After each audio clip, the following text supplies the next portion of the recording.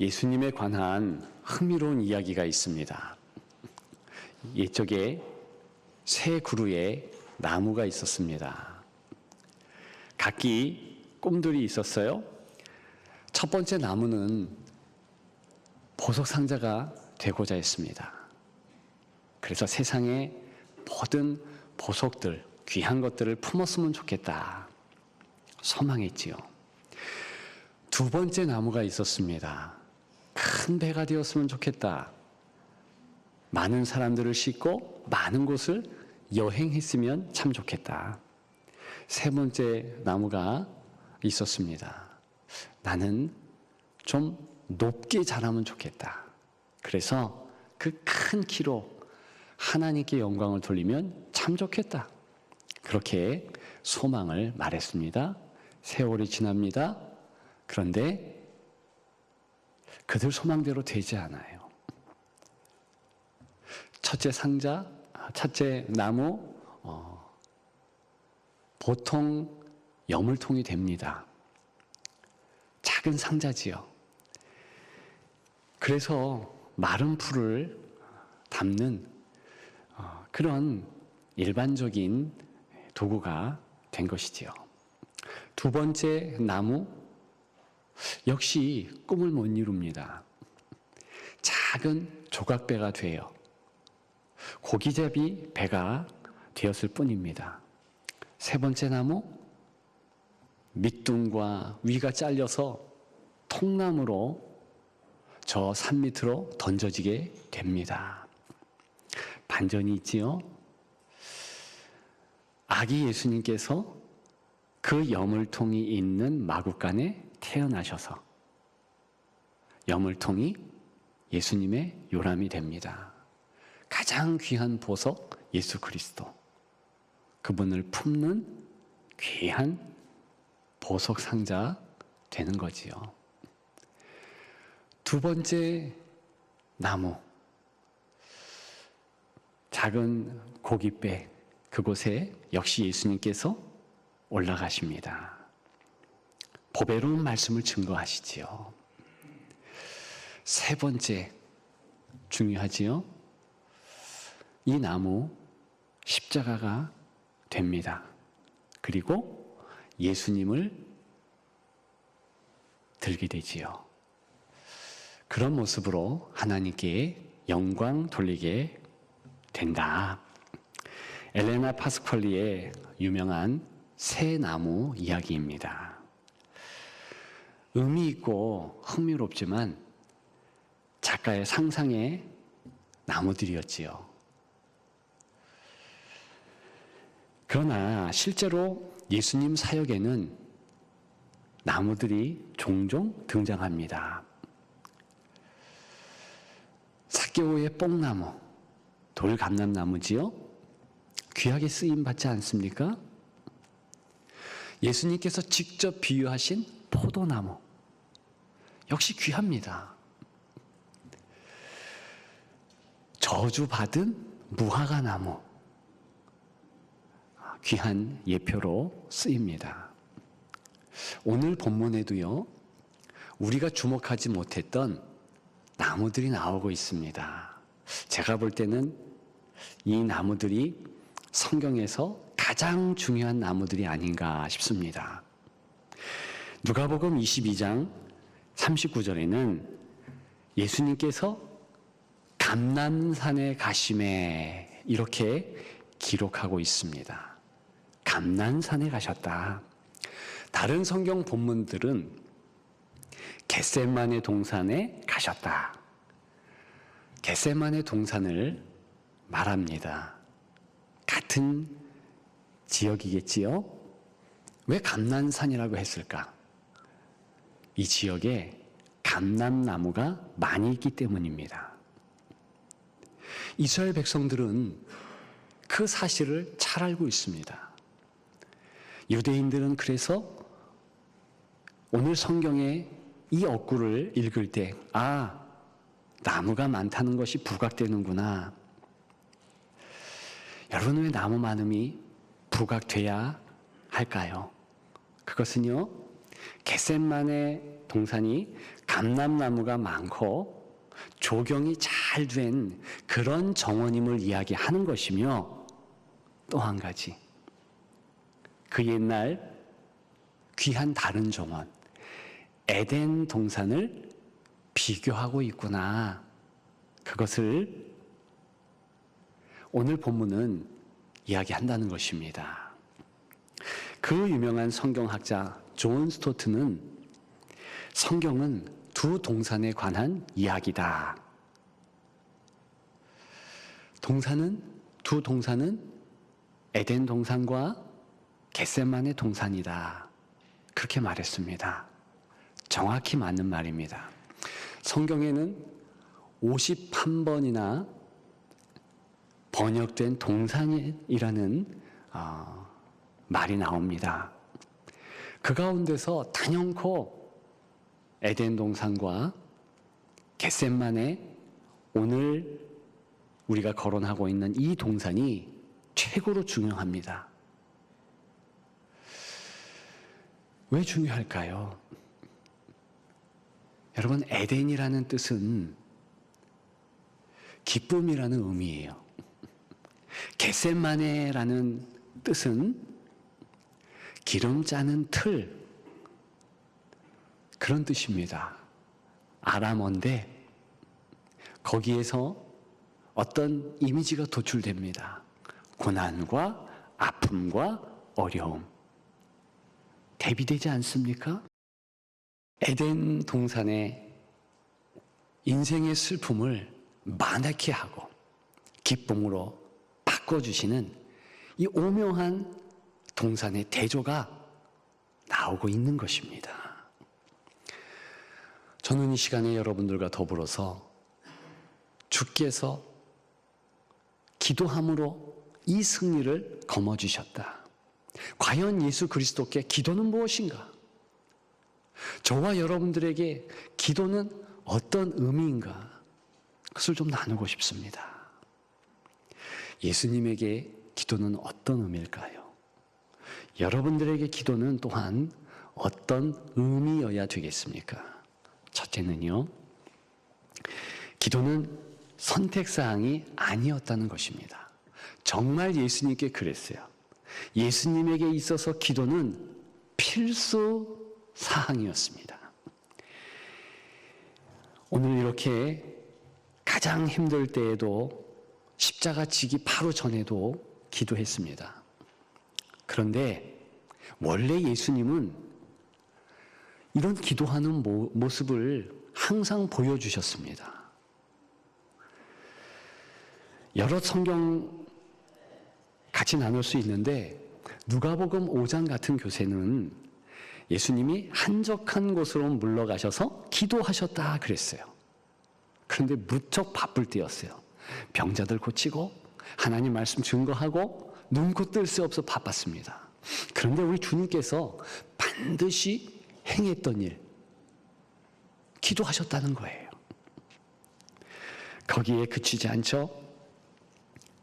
마가복음 1장에는 새벽 밝기 전에 한적한 곳에서 기도했다. 우리가 읽은 이 본문, 기도예요. 왜 이렇게 기도할까? 응답을 넘었다는 것을 알 수 있습니다. 기도가 사명이고 기도가 필수이므로 기도하신다는 것을 우리는 깨닫습니다. 우리 주님께서 부활승천하셨습니다. 하나님 보좌 우편에 앉아 계십니다. 지금 그렇지요? 그렇다면 예수님은 무슨 일을 하고 계실까요? 놀랍게도 성경은 지금도 예수님은 기도하신다고 합니다. 히브리서 7장이죠. 항상 살아계셔서 우리 위해 간구하신다. 참 많아요. 그 가운데 한 곳만 더 찾아보면 로마서 8장에는 하나님 우편에 앉아 계신 우리 예수님께서 우리를 위해서 간구하신다 그랬어요. 지금도 기도하시네요. 우리를 위해서 기도합니다. 왜요? 기도하지 않으면 우리가 살 수 없으니까. 중요한 부분입니다. 오늘 제목이 무엇입니까? 기도해야 산다.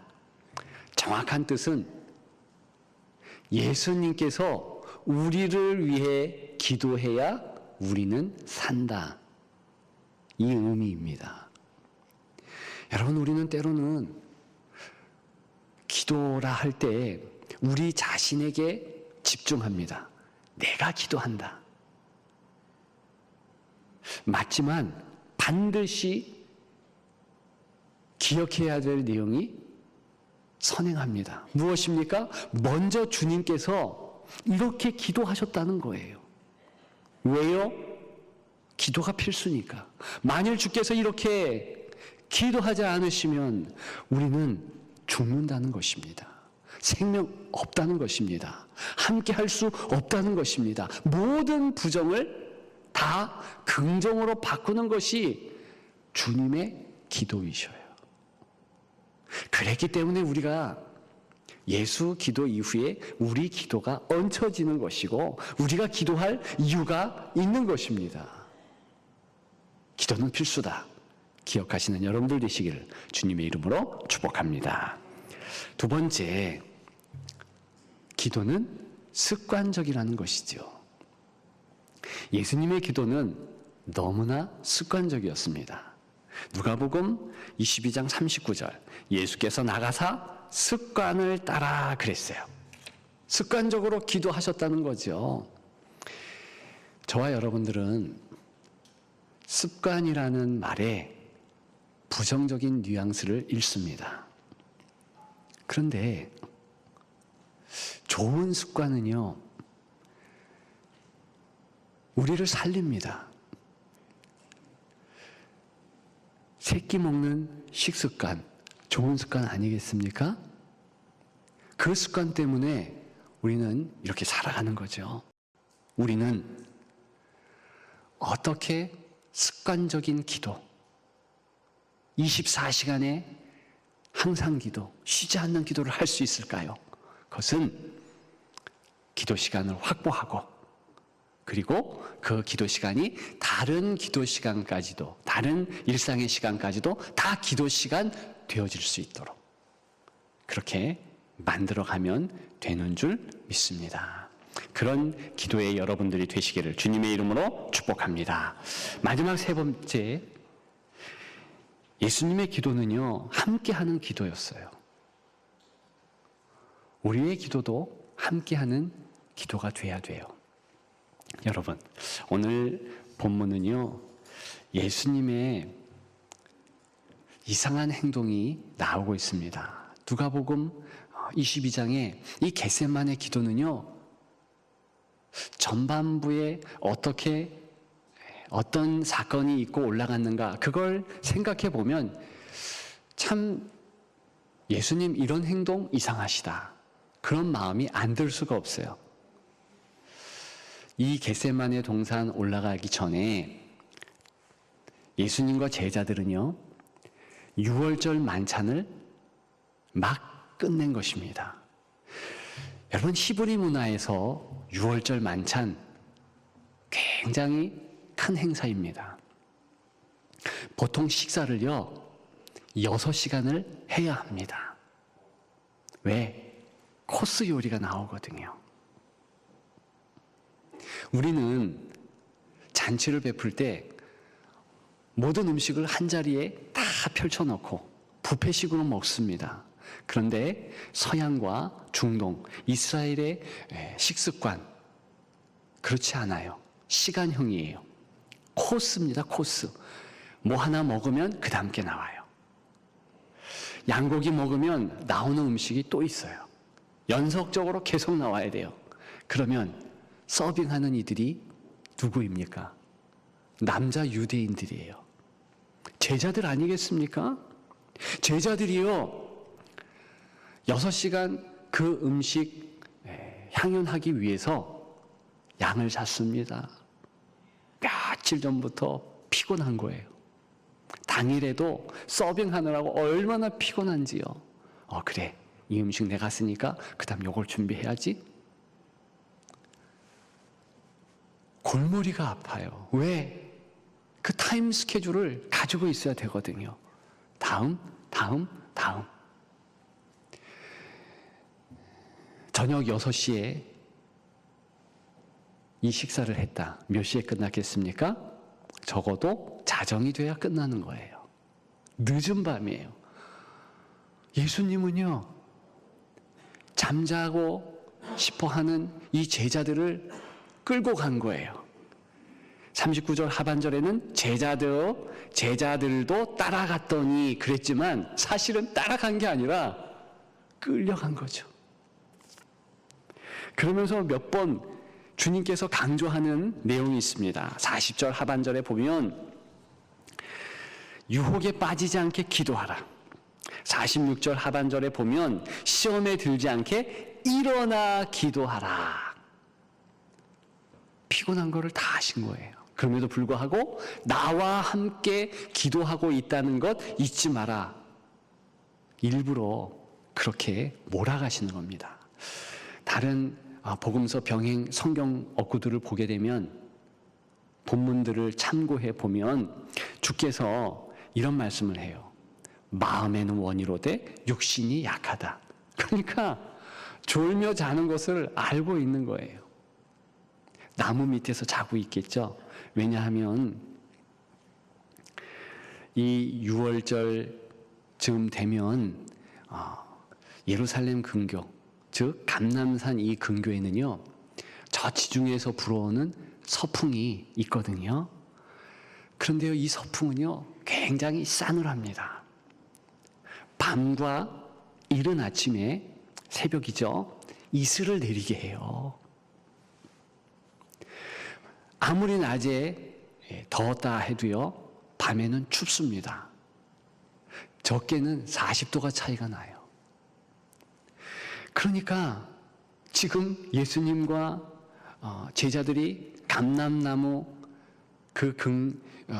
겟셋나무 동산에 거하면 당연히 감람나무 밑으로 가야 돼요. 왜? 나무가 이슬을 막아주니까. 당시 문화가 목동들이라 할지라도 밤에 있으면 그렇게 나무 밑으로 가야 했습니다. 예수님이 어디서 기도하셨을까요? 당연히 나무 밑에. 제자들이 어디에서 졸며 자며 기도하며 그랬을까요? 나무 밑에서. 아무튼 그 나무 밑에서 조는 조는 제자들을 예수님은 불쌍히 봤죠. 알고 있어요. 육신이 피곤해서 그렇게 힘들어한다는 것을 알고 있습니다. 그럼에도 불구하고 기도하라고 하는 거예요. 이유는 내가 기도의 시간에 같이 있으니까. 그걸 가르쳐 주는 거예요. 여러분, 우리의 기도 시간을 한번 생각해 보십시다. 우리가 골방에서 혼자 기도합니다. 그런데 혼자가 아니에요. 우리는 항상 같이 기도하는 거예요. 누가 기도하십니까? 예수님께서 같이 기도하는 거고요. 또 성경에 보게 되면 로마서 8장에 성령께서 함께 기도하세요. 때로는 우리가 기도 못하면서 좋을지라도 말할 수 없는 탄식으로 그 기도 현장에 있다는 것입니다. 여러분, 이것이 오늘 예수님께서 가르쳐 주고 싶은 귀한 사실이에요. 제자들 마음에 새기도록 몸소 가르쳐 주시는 내용입니다. 여러분, 또 다른 존재들이 있죠. 누가복음 22장 43절에 보면 천사가 하늘로부터 예수께 나타나 힘을 더하더라 그랬어요. 만약 우리가 예수 이름으로 기도한다면 똑같은 현상이 있는 것입니다.